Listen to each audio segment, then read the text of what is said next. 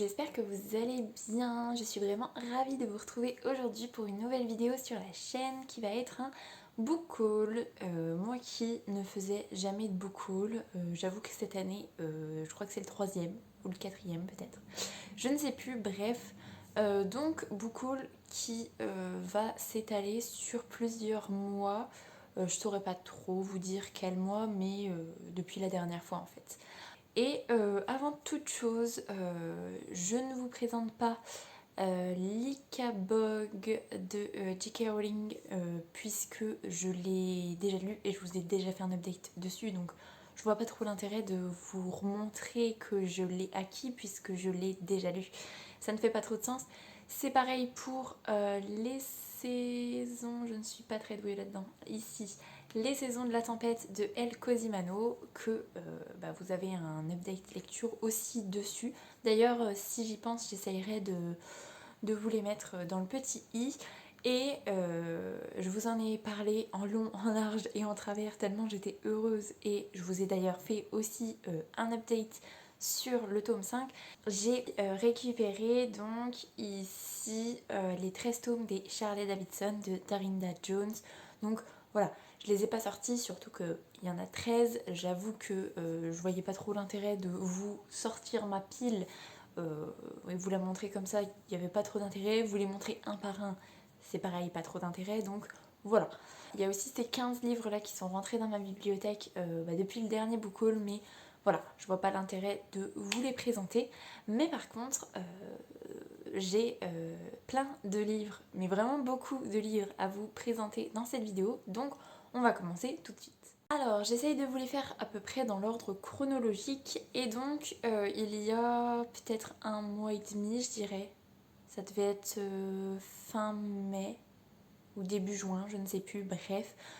Comme la dernière fois, en fait, il y a eu une sorte de bourse aux livres où c'est des invendus de librairie où les prix sont énormément cassés. Et donc, j'en ai récupéré qu'un seul personnellement. Après, j'ai acheté pour l'école, mais je vous les présente pas. Mais j'ai récupéré Moitié d'âme. Donc, c'est les chroniques des 5 trônes de Antelme Oshkorn. Avec le reflet c'est pas évident, on le voit pas très bien. C'est aux éditions Gulfstream. Déjà je suis en train de me dire que je ne savais pas que c'était aux éditions Gulfstream, et avec mon amour pour Steam Sailors et pour Rouge, que j'ai lu dans le cadre du Plib et qui sont tous les deux aux éditions Gulfstream, je me dis que Moitié d'âme qui est aussi aux éditions Gulfstream et que j'ai assez envie de lire, en fait ça me donne encore plus envie. Bref, première chose, regardez-moi comment il est trop beau, et ce qui est incroyable c'est la tranche, et si je ne dis pas de bêtises, il y a même un marque-page en tissu entre guillemets, donc vraiment l'objet livre déjà est topissime. Et au niveau du résumé, alors je suis pas trop au clair, mais il me semble que dans ce monde là, pour pouvoir exercer la magie, il faut obligatoirement être deux. Donc avoir trouvé son âme sœur magique entre guillemets, sinon tout seul c'est pas possible de faire de la magie. Et voilà, c'est à peu près tout ce que j'en sais, mais ça me fait très envie. Et je le répète, mais il est tellement beau et la tranche est tellement belle. Bref. Donc très heureuse de l'avoir récupéré, et très heureuse de l'avoir récupéré neuf, et de ne pas avoir trop dépensé pour celui-là qui coûte quand même neuf, il coûte 20 €. Donc bon, au vu de la bricasse, ça se comprend, mais je suis contente de l'avoir payé beaucoup moins cher. Bref. Ensuite, je vous en ai déjà parlé, je crois, dans ma pile à lire pour le challenge de la passe miroir de cet été, mais j'ai récupéré pour la fête des mères Magic Charlie, le tome 2, donc c'est Bienvenue à Saint-Fouettard d'Audrey Alouette aux éditions Gallimard Jeunesse. Pareil, hein, je vous le montre, mais les Magic Charlie, on sait que niveau couverture, on est sur de la qualité, et on sait qu'au niveau du récit, on est sur de la qualité aussi. Donc j'ai très hâte de le lire. Et pour vous faire un résumé du tome 1, Charlie, c'est un jeune magicien, enfin il va découvrir qu'il fait partie des magiciers et il y a une histoire qui se passe avec sa grand-mère, elle perd un peu la tête, elle perd un peu ses souvenirs et il va se rendre compte qu'il y a tout un complot et il y a quelqu'un en fait qui est venu et qui a dérobé les souvenirs de sa grand-mère. Et donc il va partir un peu à l'aventure pour découvrir ce monde de magiciens là qu'il ne connaissait pas du tout et puis essayer de sauver sa grand-mère et ses souvenirs. Donc ça c'est le tome 1. Et c'était juste trop bien, donc j'ai vraiment hâte de lire le tome 2. Mais pour l'instant c'est pas prévu tout de suite. Mais ce qui est sûr c'est qu'il sera certainement lu cet été. Voilà. Ensuite, il se trouve que ma maman a déménagé et là où elle a déménagé, elle ne peut pas comment dire, elle peut pas stocker l'intégralité de ses livres, ce qui fait que j'ai hérité de deux, enfin j'ai hérité. Je pense que c'est un prêt à long terme, on va dire, jusqu'à temps qu'un jour elle récupère une bibliothèque immense, je pense, bref.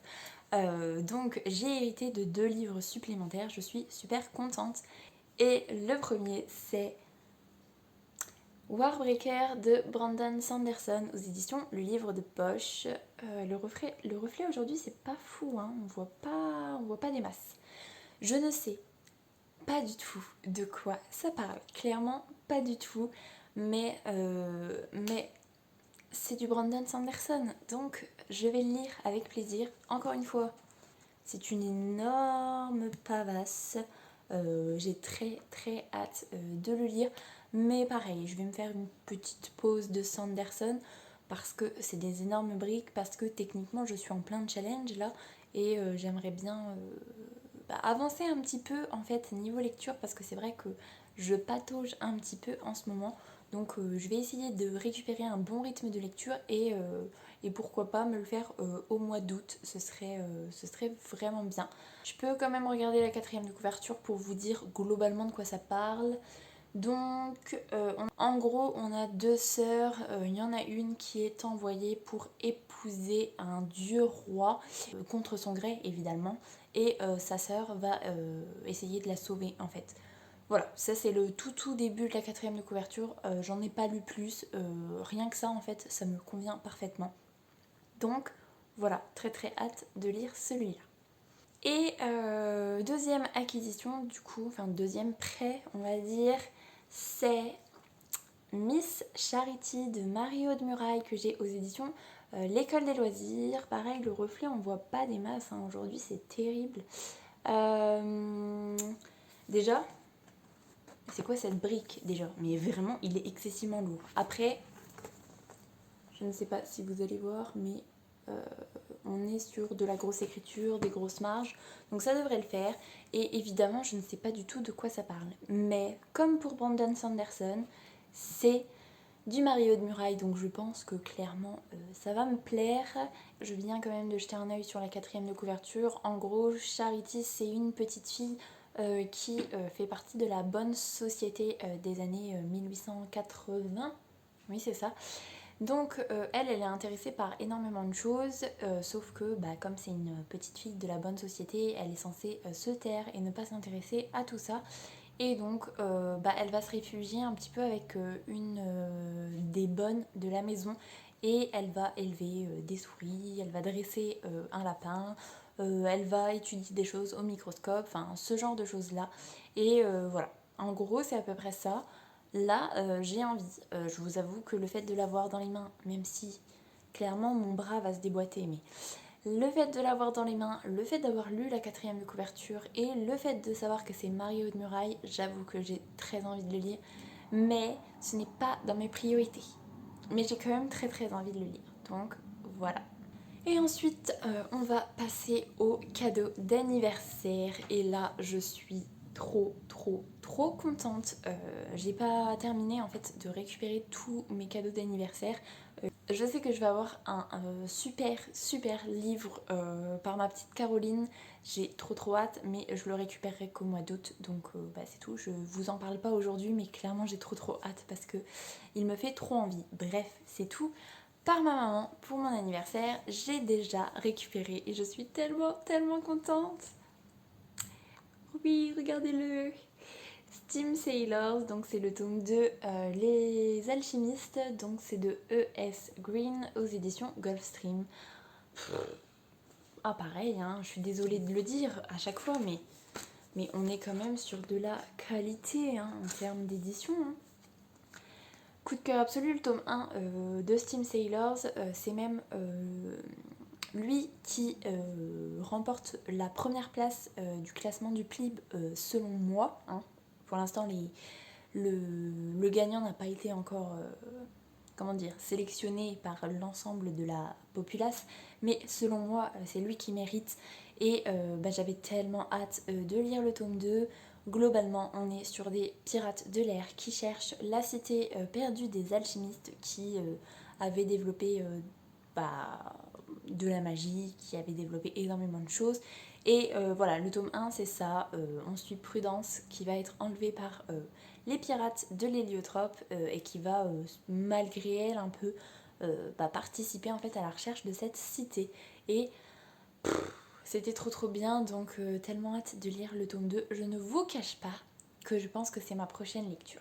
Là, je suis sur un gros truc niveau lecture et je vais essayer de vraiment vous en faire une critique assez détaillée puisqu'on me l'a demandé. Donc j'avoue que là, je vais vraiment essayer de prendre des notes et voilà, de bien faire ce qu'on m'a demandé. Mais clairement, Steam Sailors, il est lu après, je pense, honnêtement. Voilà. Et le deuxième livre que j'ai récupéré de ma maman, c'est... Il est tellement beau. Le tome 3 de Grisha de Leith Bardugo, donc c'est L'Oiseau de Feu aux éditions Milan. Donc ma maman est un petit peu en panique qui me demande si cette édition-là, cette couverture-là ne me dérange pas puisque les 2 premiers tomes, j'ai pas les mêmes couvertures. Donc clairement, il est de la même taille que les 2 autres, donc ça va parfaitement. Et objectivement, en fait, il est magnifique, hein. Il est clairement magnifique. Et il me semble que à l'intérieur, oui, à l'intérieur, on a les 2 autres tomes qui sont tout aussi magnifiques. Et je suis presque déçue de ne pas avoir les 2 autres tomes dans ce design-là. Mais bon, voilà, donc trop beau. Celui-là, j'aimerais bien lire cet été aussi, puisque je n'ai pas encore commencé la série Netflix. J'attendais de finir en fait le 3e tome de Grisha. J'ai déjà lu Six of Crows. Donc comme je veux pas être spoilée et on ne sait jamais, puisque déjà pour moi la série c'était que sur Grisha et en fait d'après ce que j'ai compris c'est un mélange entre Grisha et Six of Crows. Même si je me doute que la saison 1, on va pas aller jusqu'au tome 3, je préfère quand même... je préfère me sécuriser et lire le tome 3 avant la série. Et j'ai très envie de regarder la série. Donc voilà. Globalement, je ne saurais pas trop comment vous résumer Grisha. On est dans un monde... où les Grishas, ce sont des personnes avec des pouvoirs. Il y a différents types de Grishas, donc différents types de pouvoirs. Et on va suivre Alina qui doit être une faiseuse de lumière, je crois. Je suis plus sûre du terme, mais en gros, elle va découvrir très tard que c'est une Grisha et on va essayer de la former pour qu'elle puisse vaincre le Fold. Et le Fold, c'est une étendue noire un peu où il y a des créatures, des Volcra qui vivent dedans et qui, quand on va dans le fold, en fait, on en meurt parce que les créatures viennent nous dévorer. Donc, on a besoin de son pouvoir pour éliminer totalement cette zone-là. Et en gros, voilà, à peu près, ça c'est le résumé du tome 1. Et évidemment, il va y avoir tout un tas de péripéties, de petits complots, de petits retournements de situation. Et j'avais beaucoup aimé, en fait, le tome 1. J'avais trop attendu avant de lire le tome 2, du coup, j'avais plus du tout d'entrain pour le lire. Du coup, le tome 2 avait été assez difficile à lire au début, en fait. Et après, la fin, j'avais trop surkiffé, j'avais trop aimé lire le tome 3. Et du coup, ça commence à faire un petit moment et je suis en train de retomber, en fait, au niveau de l'envie. Donc, il faudrait que je le lise maintenant, en fait, pour pas perdre trop de l'histoire.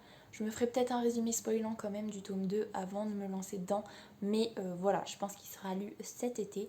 Donc voilà, j'ai quand même relativement hâte, puis ça permet de finir la trilogie, donc voilà. Et ensuite, donc ceux-là ils sont tout frais, je les ai récupérés hier puisque ma petite Lucille m'a offert une carte cadeau dans notre superbe librairie, donc évidemment je suis allée craquer et évidemment, il fallait que je me l'achète. Le tome 2 de Skyward de Brandon Sanderson, donc c'est Astrévise. Donc c'est aux éditions Le Livre de Poche.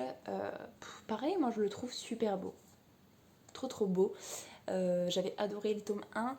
Tome 1, en gros, on suit Spensa qui veut entrer dans l'école de pilotage, mais comme son père, il y a quelques années, il a été considéré comme un lâche, puisqu'il a abandonné son escadron en fait en pleine bataille.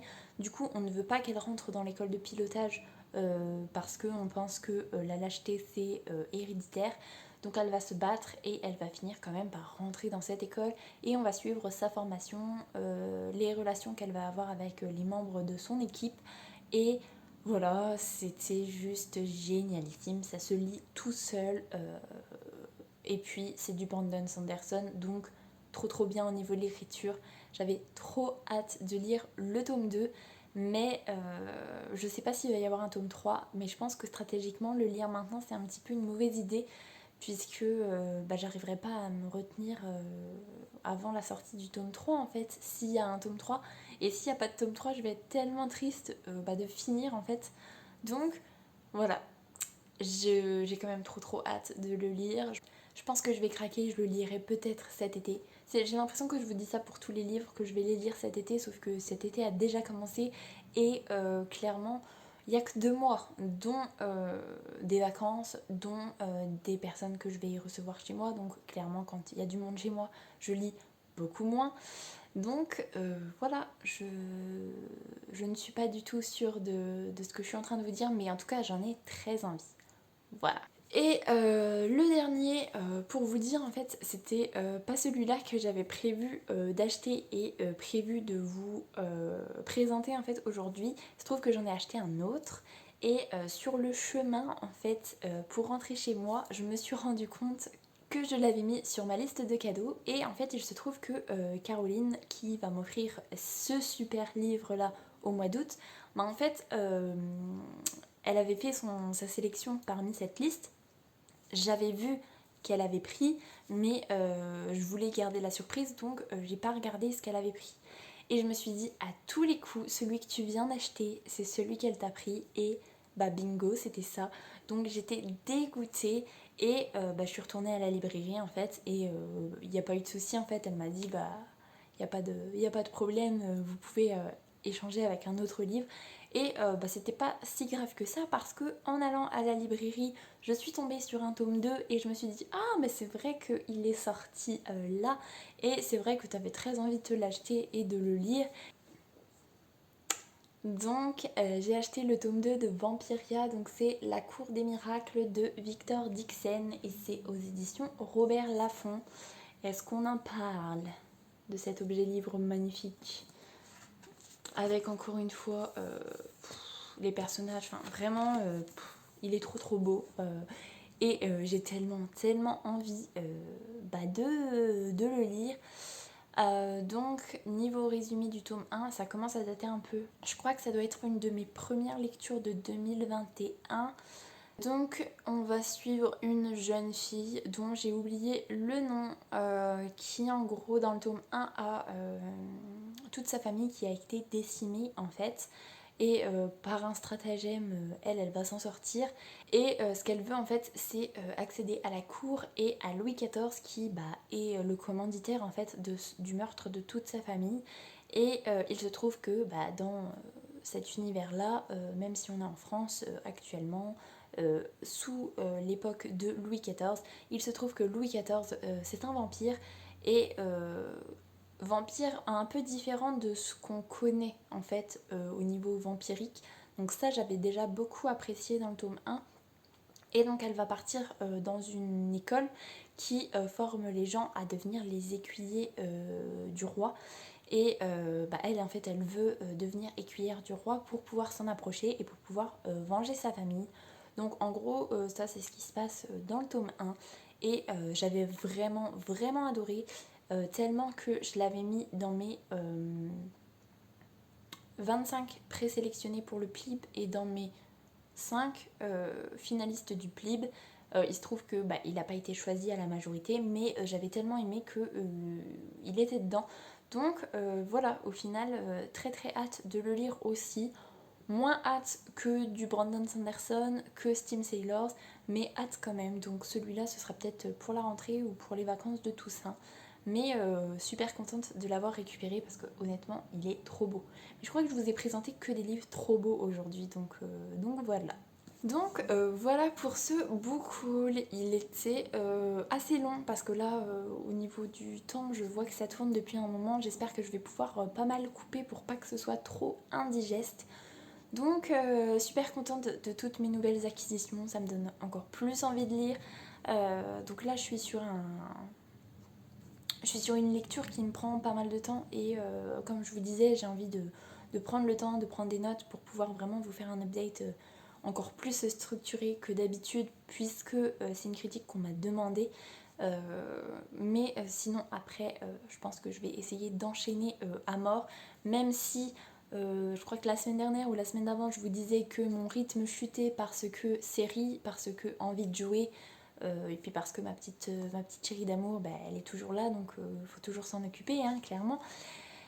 Et en fait j'ai arrêté les séries, j'ai arrêté, enfin j'ai même pas repris les jeux, clairement, sauf que c'est les vacances, donc j'ai récupéré les clés de l'école et j'ai techniquement pu retourner dans ma classe et j'ai commencé à redéménager ma classe et là en fait je suis mode boulot parce que j'ai trop envie de réorganiser ma classe, de faire en sorte qu'elle soit super belle, avec plein d'affiches, plein de choses super belles.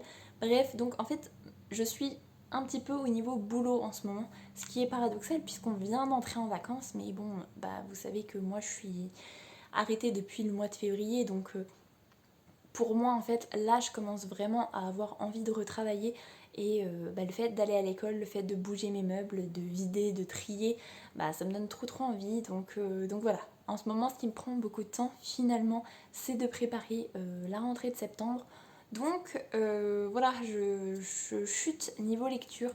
J'espère pouvoir réussir à faire vraiment les deux et à pouvoir vous proposer un update lecture la semaine prochaine. J'espère. Je vais vous laisser là-dessus.